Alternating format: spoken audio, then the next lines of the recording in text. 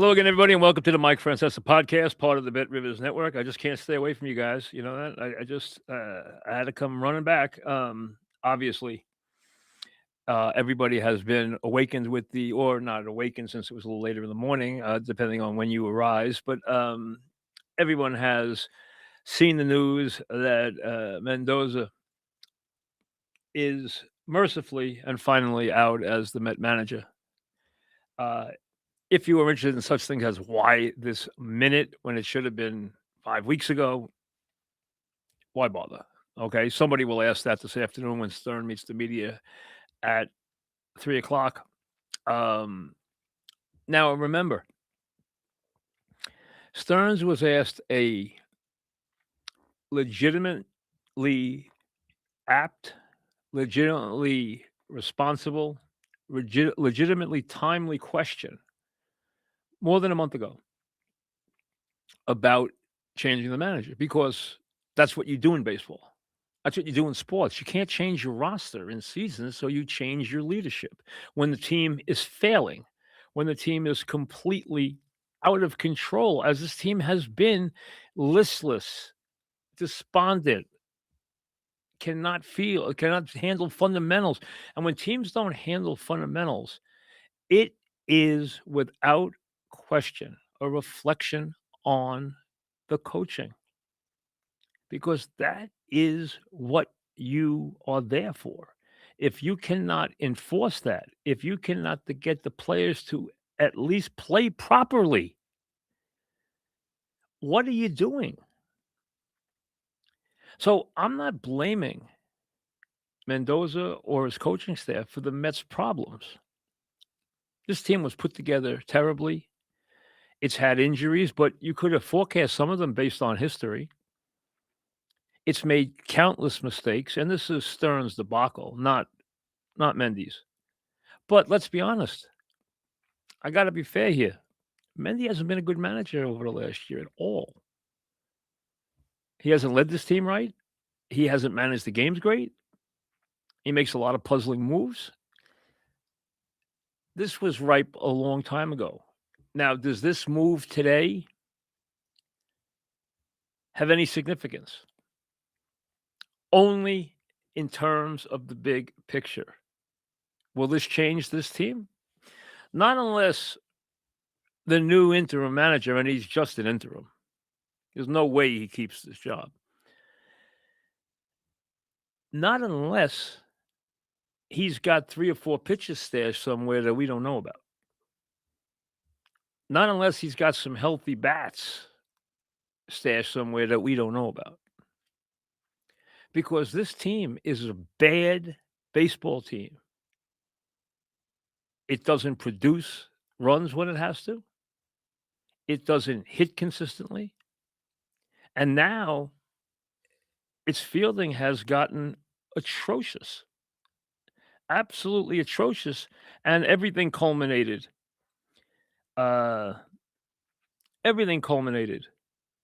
With the second game of the doubleheader. Okay, I'm sure that was when things started to percolate. But I think, without question, yesterday's avalanche, and in the last 48 hours, both Stearns and Cohen have taken a beating. So the question really is,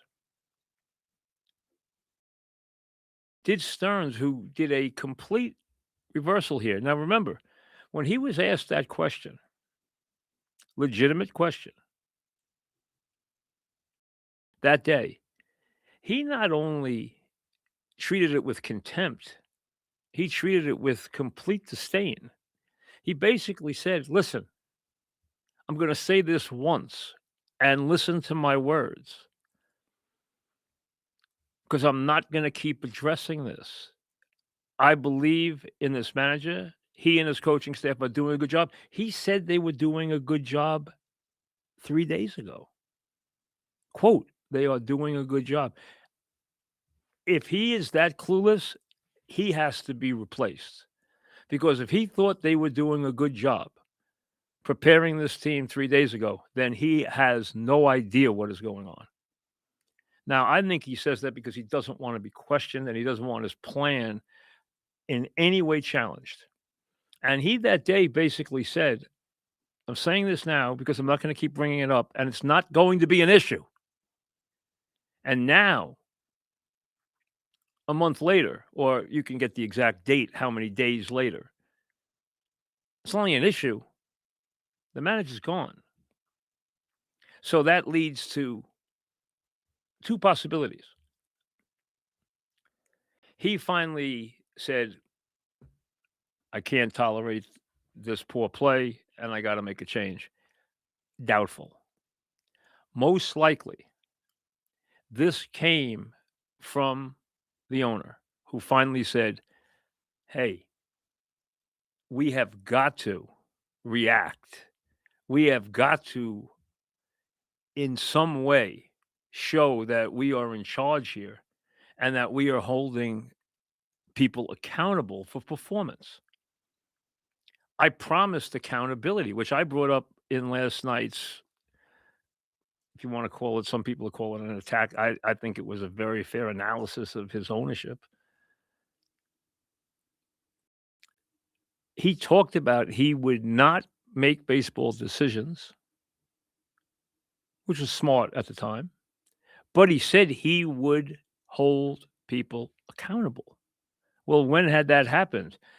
Now someone was held accountable. So I think this was done by ownership, not by Stearns. That would be my, and I don't have any information that that's the case, nor do I expect anybody to be able to decipher exactly how that came down because I don't think either will address it. I don't think we're hearing from I don't think we're hearing from the owners, but listen to the words that Stearns chose because they're telling. Here's the Stearns. They each made a statement, and Stearns will meet the media later today at 3 o'clock. Here's Stearns' statement. I will read it for you. You can watch it and see it on the screen. Okay? Stearns' words are very, very telling. Okay, I will read it to you as soon as I see it. I just don't see it yet. As soon as I can see it, guys, if you could put it up, because I just don't see anything yet. Um, it's not on my screen. So let me see if I can get it here that I can read it from here because yes, I see it now. It's very small, but let me see if I can read it. Okay, here we go. Stearns on the departure of Mendoza.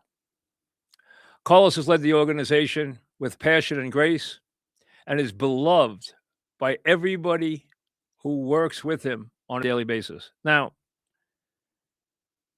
that is a very strong statement.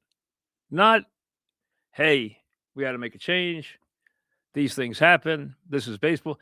Beloved by everybody who has worked with him on a daily basis. Now, this next one is way out there and shows you the regard he held Mendoza in, and the fact he did not want to jettison because I think it's not Mendoza; it's challenging his plan.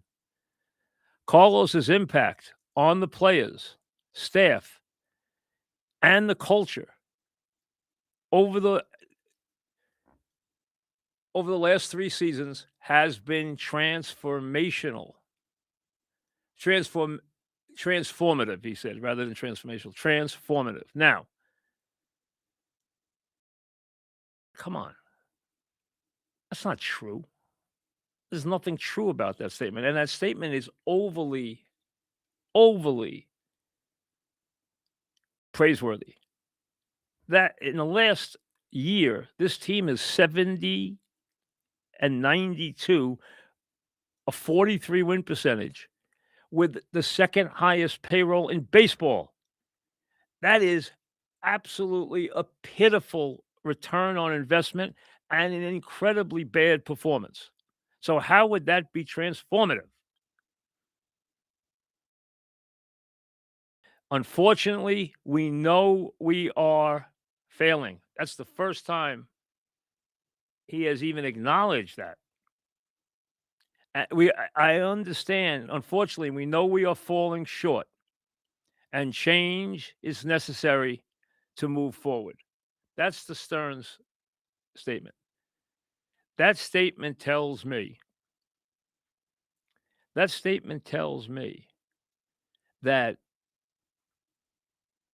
not only was a Mendoza guy, he didn't want to make this move because he was adamant. He was disdainful about the question a month ago. He changed that much? They stunk then. He was going out of his way to protect the manager then. Now, when they're chanting Pete Alonso's name and they can't get out of their own way against the Cubs and they commit errors the likes of which we haven't seen since the 62 Mets, they've become a complete laughingstock. So I think the owner stepped in. Now, the owner made a statement. He has not made any public statements in a long time. He made a statement. I will give you that in a second, okay? The bottom line is there's nothing big in his statement, okay? It's nothing exciting at all, okay? It's nothing that is going let me put it this way, okay? It is not in any way what you would call a missive. It doesn't have in any way even the slightest of rings, and I am not trying to compare him to George Steinbrenner, okay? I am not. But sometimes as owner sometimes as owner, you have to step forward and be the face of the franchise and at least let your fan base know what you feel and where you are going. If you feel that I completely am behind Stearns, that would be highly unpopular. But if it's your statement, make it. If it's not your statement, make it.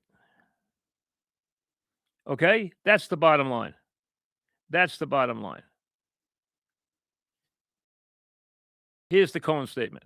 Okay? I just had to make it a little bigger because for some reason we're having a little trouble making it big enough on the screen for me to see it. Here it is. Okay? I'll put it on here and I'll read it to you. I want to express my deepest gratitude. This is Steve Cohen on Carlos Mendoza and his departure as Met manager. I want to express my deepest gratitude to Carlos Mendoza for his leadership and unwavering commitment. He represented this organization with integrity and dedication throughout, which I don't think anybody disputes. And we wish him and his family all the best. Hey, that could have been written about any guy who's been fired in any sport over the last 20 years.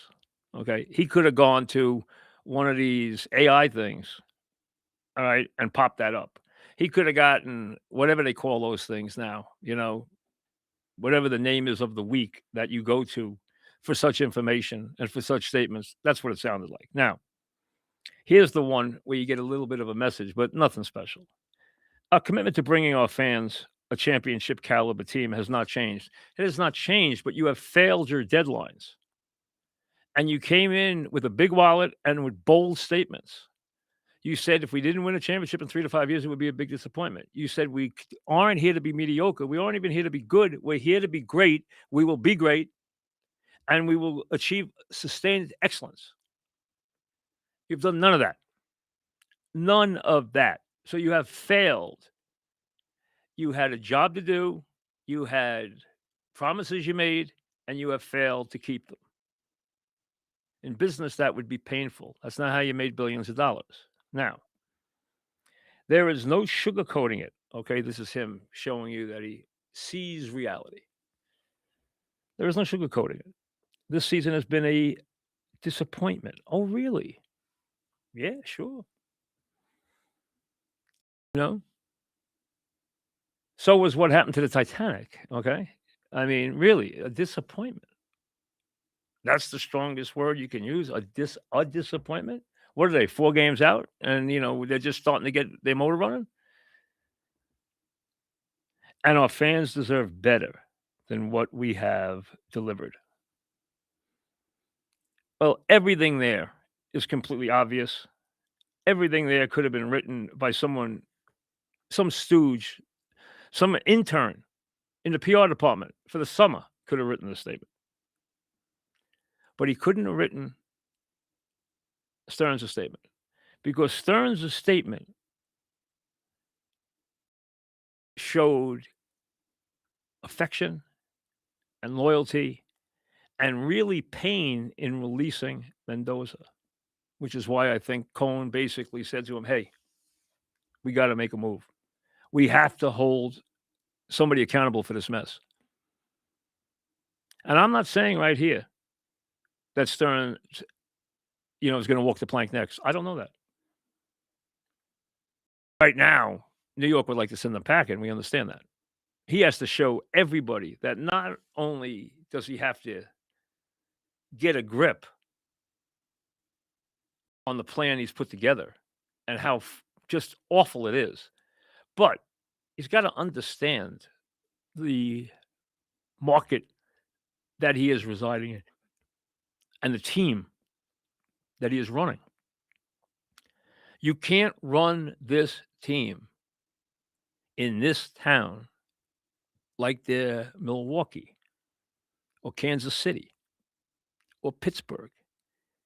It doesn't work. There's no pressure in those towns. The expectations are different in those towns. Everything is different in those towns. The heat is never hot in those towns. The bottom line the bottom line is he doesn't seem in the least bit adjusted or equipped to what it takes to be the face of a franchise in this city. And he's gonna meet the media today, and I wanna see if I'll watch the press conference, and I wanna see if there and I'm sure there will be some questions that are more direct, and he is let me tell you something, he doesn't if I were in there, I would say, "Wait, your answer didn't even come close to answering my question. Can I ask it again? And let's see if we can hit the mark here," because his answers have nothing to do with the question half the time. And he has just, "Oh, hey, I know we're not I believe in this team. I believe in the roster we built. I know we're good." "Oh, really? You know you're good, huh? You look at this roster and you think it's good? You look at the guys you're sending to the mound every day, you think they're good? You look at the guys in the lineup and you think they're good? Are you serious? I mean, come on now." Some nights the Mets look like a double A lineup, other than obviously Bichette and Soto. And listen, they've actually gotten inspired play out of the kid outfielders. They've actually done okay. As a matter of fact, they've done better than okay. They elicit a little excitement. They play the game hard. They're not backing down. Now, neither one of them is going to carry a lineup. Okay, this is not a they're not five tool players, but doesn't mean they're not contributing players. I like what I've seen from those two guys. So that hasn't killed them. Everything else has killed. Everything else has killed. Absolutely killed. The injuries, the awful play. And I know everyone's lumping Bichette in there, and Bichette got off to a horrific start. And I'll say this about Bichette: sometimes he is lackadaisical in the field, but you know what? That guy can hit. I mean, he can flat out hit. And over his last, I don't know how many games you want to put forth, okay, but over a pretty good number of games, his numbers are really outstanding. I mean, he's a big time hitter. I don't know.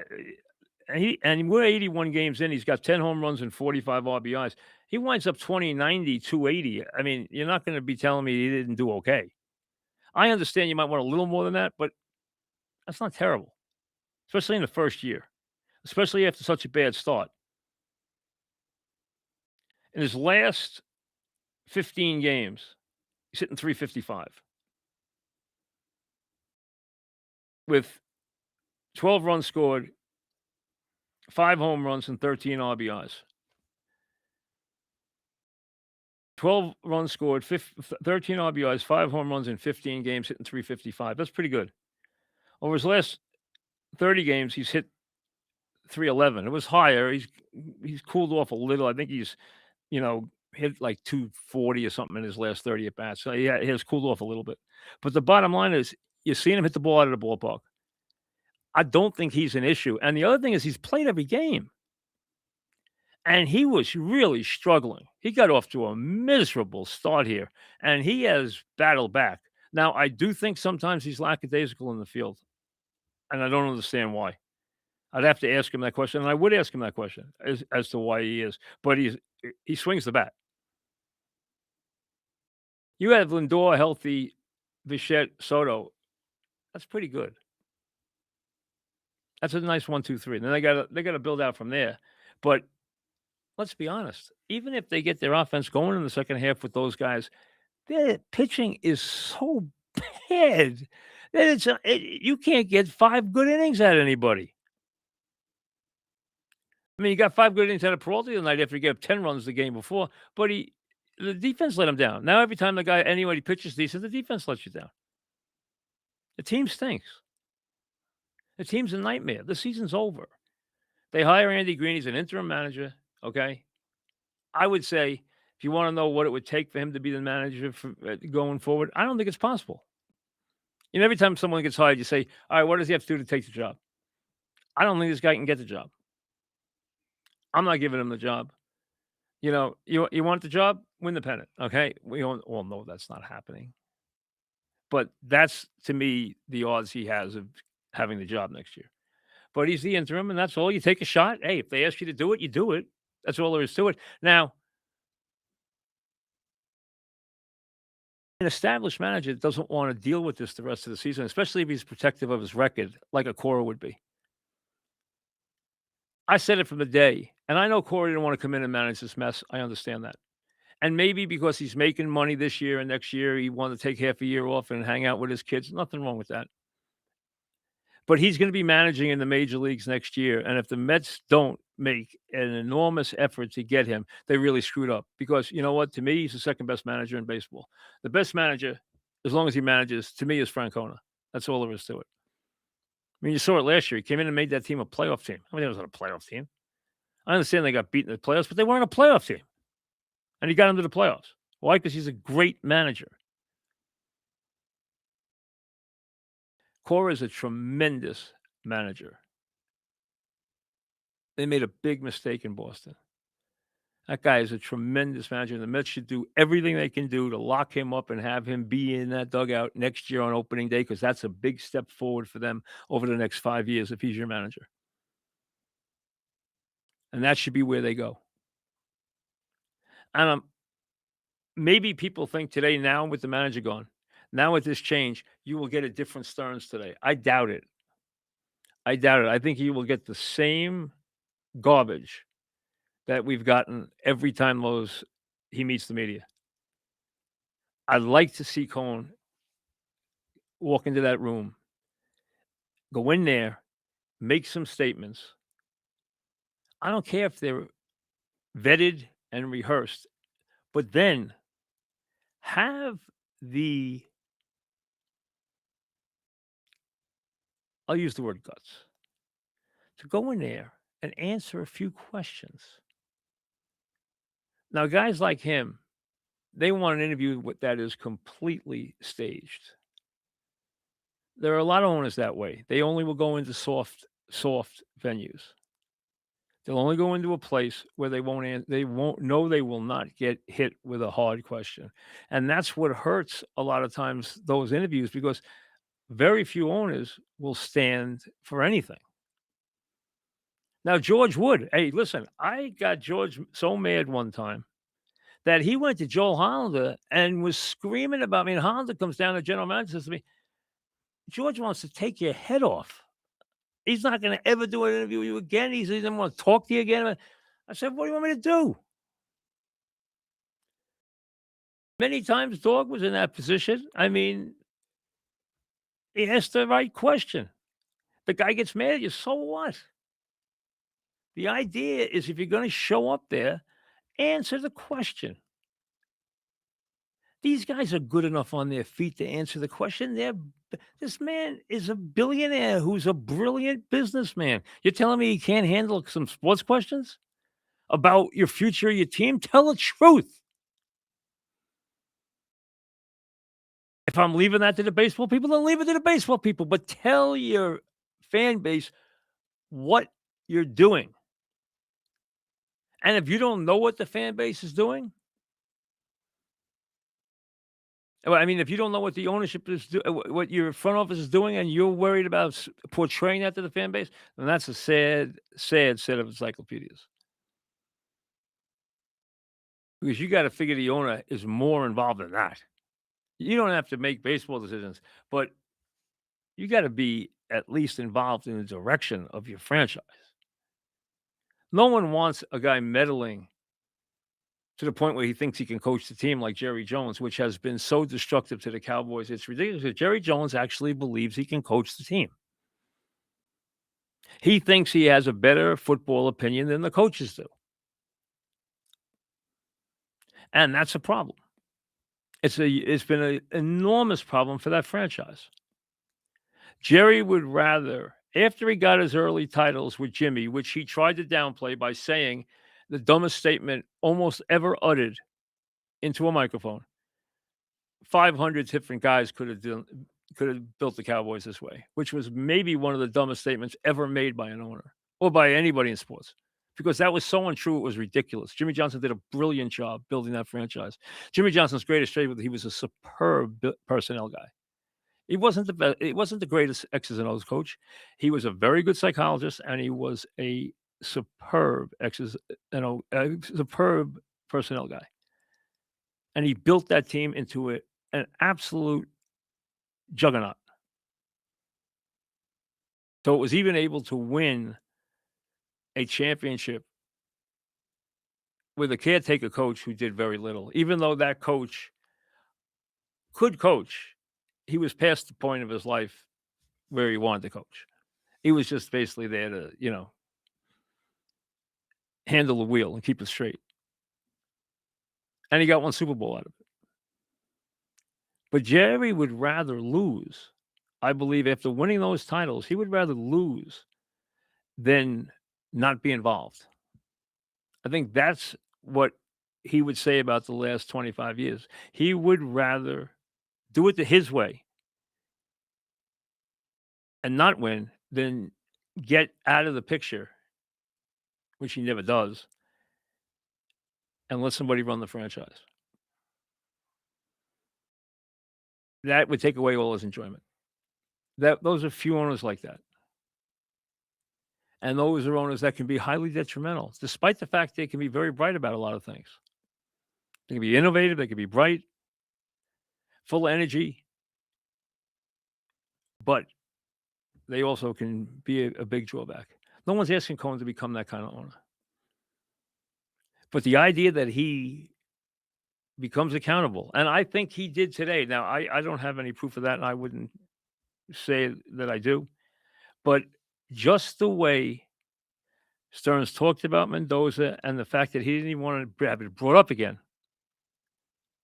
and the glowing words he used in discussing his departure tells me that he didn't want to make this move. Now, there's no way he admits that, because that makes him look bad, makes him look extremely vulnerable. So that's never coming out. Organizational decision, you know that. The organization decided we had to do this to move forward. Well, what made you think now that you guys were bad when you were just god awful a month and a half ago, and and everyone was asking for the manager to be fired then, and you said it was ridiculous to even bring up? Well, what happened is the owner picked up the phone and told me to get rid of the manager. That's what happened.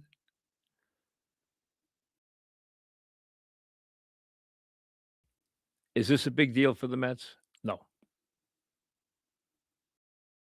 no. It's what it's baseball 101. It shows they are at least paying attention. Baseball 101, change the manager. Is anybody gonna be excited by Andy Green? No. Baseball fans couldn't pick Andy Green out of a lineup. Does this give the Mets an ability to start to go after actually go after managerial candidates for their future without worrying about insulting or stepping on anybody's toes? Yes. Is that a big deal? No, they were probably talking to Cora the whole time anyway. If they weren't, they're stupid. And I don't think they're stupid. I'm talking about Cohen. I'm not talking about Stearns because I haven't figured Stearns out yet. Stearns, I'm starting to believe, is pretty stupid. Smart in some ways. Just because he is well schooled doesn't mean he knows how to build a team in this market. And some of his moves and some of his statements make no sense and show no ability to read into the situation and to have your have yourself involved enough that you understand the pulse of what's going on in your city and with your team. If anything, he's tried to say, "Hey, media, hey, Met fans, I'll handle this. Thank you. Just, sit there, eat your peanuts, buy your food, drink your beer. I'll handle this. I don't even want to discuss it with you." That's how he's acted. And it's not right because the Met fans have been dead on and he has been dead wrong. And this move today is the first that indicates how dead wrong he was. It's the first grudging acknowledgement that this is not going according to plan, as they just had the worst first half since 2018 with the second highest payroll in baseball. That is very difficult to do. As I said last night, Cohen, when he took the job, said, "We will spend like a big market team, but we will not spend like drunken sailors." Well, drunken sailors would have done a better job putting this roster together. They would have hit on a couple of guys. Falling off their bar stools, they would have hit on a couple of guys. And Stearns hasn't. We'll see you later.